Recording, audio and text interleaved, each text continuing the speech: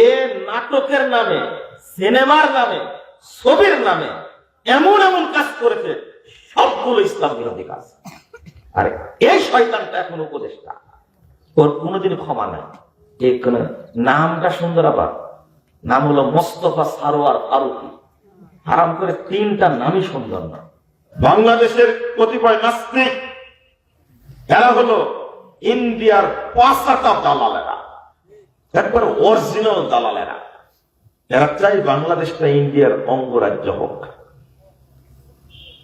করেই ফেলে দিত, কিন্তু আল্লাহ বাঁচাই দিয়েছে আলহামদুলিল্লাহ।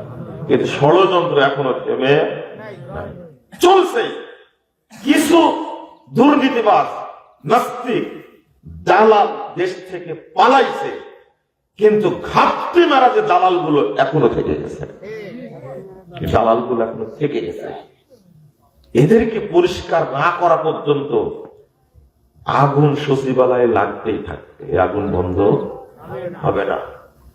আর সরষের কাছে ভূত থাকলে নাকি কোনোদিন ভূত তাড়ানো যায় না, তাই না? আপনি বলেন না, সরষে ভূত থাকলে ভূত তাড়ানো যায়?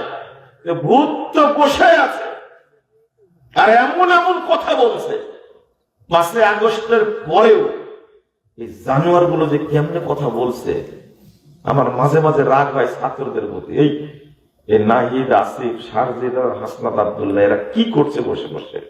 ঠ্যাং ধরে টেনে হিঁচড়ে এদেরকে বের করে দিতে হবে। কথা বুঝতে পারেননি?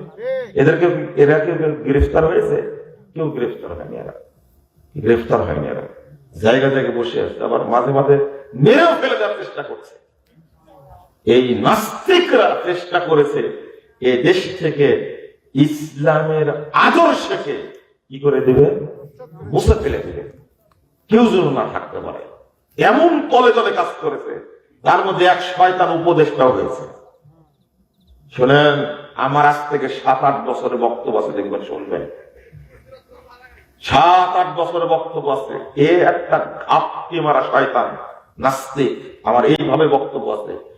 এ নাটকের নামে, সিনেমার নামে, ছবির নামে এমন এমন কাজ করেছে, সবগুলো ইসলাম বিরোধী কাজ। আর এই শয়তানটা এখন উপদেষ্টা, ওর কোনোদিন ক্ষমা নাই। নামটা সুন্দর, আবার নাম হলো মোস্তফা সারোয়ার ফারুকী। আরাম করে তিনটা নামই সুন্দর না। ওর বাপ মা কত সুন্দর নাম রাখছে, কিন্তু কি ওর কাজগুলো সব জঘন্য কাজ, সব জঘন্য কাজ। আরে আপনারা বলবেন যে আপনি মনে হয় পিনাকির কথা বলেছেন। এই দেখো, পিনাকি আমি চিনি না। আমি বলি 7-8 বছর আগে বলেছি এর সব কাজ। আর একে তৈরি করতে প্রথম আলো, বুঝতে পারলেন?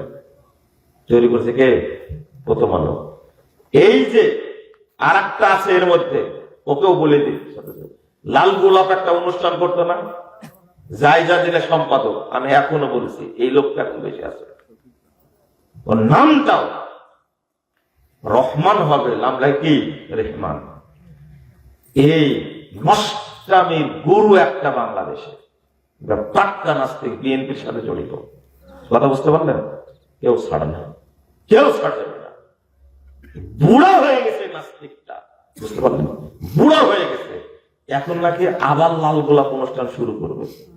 আপনারা জানেন না, নষ্টামির জন্ম দিয়েছে 14 ফেব্রুয়ারি, 21 ফেব্রুয়ারি, 13 ফেব্রুয়ারি, 1 ফাল্গুন, 1 বৈশাখ, 31 নাইটে এর উদ্ভাবক।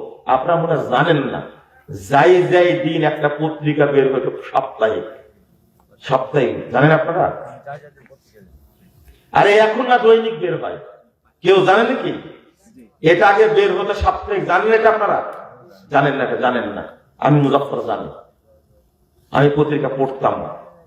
এতই শয়তানে শয়তানি লেখাগুলো থাকতো এর মধ্যে, দেশের নারী পুরুষকে একবারে উদ্বোধন করাইছে সেখান থেকে।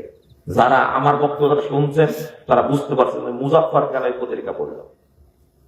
পড়িনি কোনটা, আপনাকে চিনার জন্য সবই পড়েছে।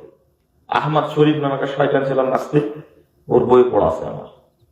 আমি বলতে চাচ্ছি আপনাকে, এই রন্ধে রন্ধে নাস্তিক তৈরি করে রাখছে। আর এই নাস্তিক গুলো বাংলাদেশ থেকে ইসলাম তুলে দেওয়ার জন্য সবচেয়ে বড় ভূমিকা পালন করেছে। তার মধ্যে হলো একটা 31 নাইট, এগুলো হলো জাহেলিয়াত, ইহুদি খ্রিস্টানদের কি কালচার এগুলো। কোন মুসলিম সন্তান এর সাথে জড়িত হবে না। পহেলা বৈশাখ উদযাপন করতে গেলে বৈশাখী শাড়ি কিনেন বইয়ের জন্য, তাই না? লজ্জা শরম কিচ্ছু নাই, বৈশাখী গেঞ্জি কিনেন। শোনেন, বৈশাখ মাস চলে গেলে 15-20 দিন হবে, যে বাড়িতে খুতবা দেওয়ার পরে খাবার দিচ্ছে ও কিন্তু বুঝেই না, বুঝতে পারলেন? বলছে ভাই এটা হলো বৈশাখী ইলিশ। মানে বৈশাখী ইলিশ মানে তখন মাথায় ঢোকেন তো বৈশাখী ইলিশ চেনেন না, মানে এটা কি বৈশাখী নদীর? যে না না বৈশাখ মাস চলছে তো এই উপলক্ষেই কি না। আমি প্লেটটা এরম করা ছিল, এরম ঠেকে দিচ্ছি, এটা খাওয়া যাবে না। রাগে বেটা তুই মাকে বৈশাখী ইলিশ খাওয়াবে, তাই না? ও বুঝেইনি এত বড় অপরাধ। এটা অপরাধ মানে এটা মুসলিম সংস্কৃতিকে ধ্বংস করার একটা চক্রান্ত, এটা পায়তারা চলছে। এই দেশটাকে হিন্দুয়ানি দেশ বানানোর চেষ্টা চলছে, আর আপনি তার সাথে জড়িত। নামাজও পড়ে আসলো, আমাকে আবার খাওয়াচ্ছে। এইভাবে ভিতরে ঢুকে গেছে, আপনারা কেউ কল্পনা করতে পারবেন না।